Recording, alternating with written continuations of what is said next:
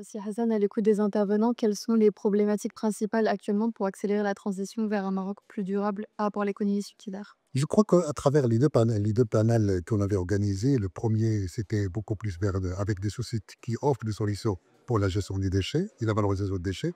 Et le deuxième panel, c'était avec des panélistes et des sociétés représentants des sociétés qui produisent des déchets qui ont besoin de solutions. Le fait de mettre en contact et en commun, gérer, gérer ces réflexions autour de la problématique des déchets, c'était très avantageux pour cette première édition. Et je pense que un point clé de sa réussite. Les messages, les principaux messages qu'on peut tirer de cette première édition, c'est que nous avons besoin aujourd'hui d'abord d'essayer d'opérationnaliser notre cadre réglementaire, notamment accélérer la refonte de la loi 28.0, qui tarde parce qu'on en parle depuis 2018 et on est 2000 déjà 25. Donc on a besoin d'accélérer la refonte de la loi 28.00 pour intégrer le principe de la responsabilité élargie et le principe, je dirais, de l'économie circulaire pour pouvoir essayer de valoriser le maximum.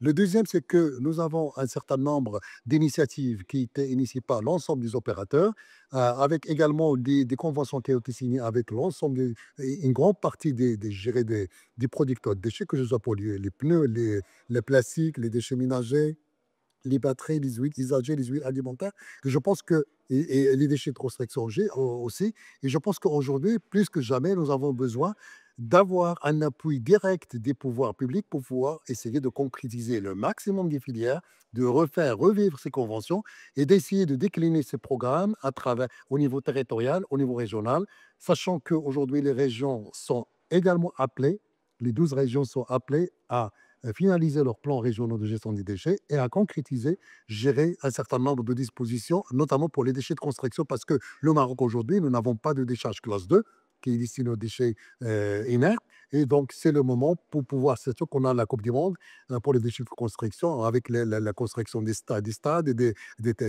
gérer mais également la déconstruction de quelques stades. Aujourd'hui, il va falloir qu'on donne l'exemple pour pouvoir essayer de valoriser nos déchets de construction et de démolition. Est-ce que le fait que ça prenne du temps, c'est une manque de volonté ou de considération politique? C'est principalement considération politique pour les quatre vérités. Je pense que tout est prêt sur le plan modèle financier, sur le plan également opérateur qui fait quoi, parce que ça a été défini dans des conventions de partenariat. Et je pense qu'aujourd'hui, c'est beaucoup plus, nous avons besoin d'une volonté politique, même de la régie suprême, pour pouvoir essayer de donner un élan et de refaire revivre la dynamique qui a régné entre 2012 et 2019 pour parler de l'économie circulaire et pour pouvoir essayer de valoriser le maximum des déchets et pouvoir également préserver nos ressources naturelles. Pour les entreprises en transition vers la durabilité, quelles sont les étapes clés pour intégrer l'économie circulaire? Alors, je pense que d'abord, c'est appliquer la loi, et c'est pas un secret, appliquer la loi parce qu'il y a un certain nombre de dispositions qui concernent les entreprises. Le deuxième, c'est qu'il va falloir mettre en contact les producteurs avec les valorisateurs, mais également essayer d'avoir un modèle économique qui marche pour les deux parties, gagnant-gagnant, win-win, que ce soit pour les producteurs, les sociétés productrices des déchets, que ce soit pour les sociétés qui valorisent les déchets. Dans la continuité un peu de cette question, quel secteur au Maroc pensez-vous présente le plus grand potentiel pour l'adoption de modèles économiques circulaires et pourquoi? Alors, juste par rapport à cette question, je pense que aujourd'hui, on a parlé des secteurs déchets, mais quand on parle d'économie circulaire, c'est pas que les déchets. C'est tous les secteurs sont concernés.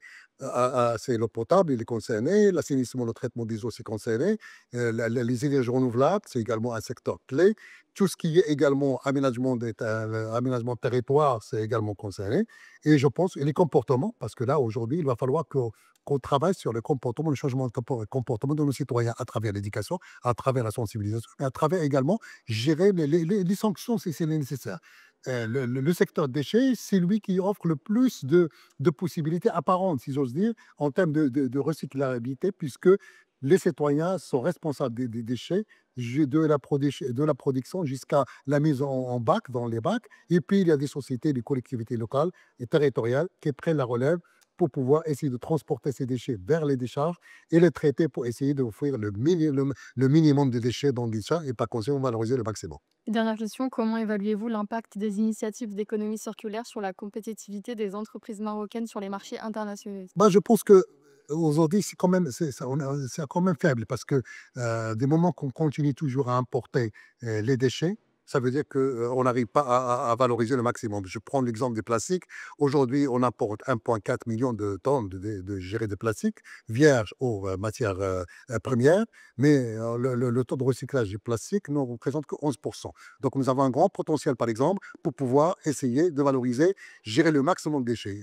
Pour vous donner un exemple, valoriser 300 000 supplémentaires de déchets plastiques veut dire tout simplement économiser 4 milliards de dirhams gérés d'importation. Et donc là, ça impacte la balance économique nationale. Et donc là, on peut avoir, nous avons également d'autres niches, que ce soit pour les déchets ménagers, que ce soit pour les pneus, que ce soit pour les batteries, pour pouvoir essayer d'être compétitif sur un certain nombre de secteurs.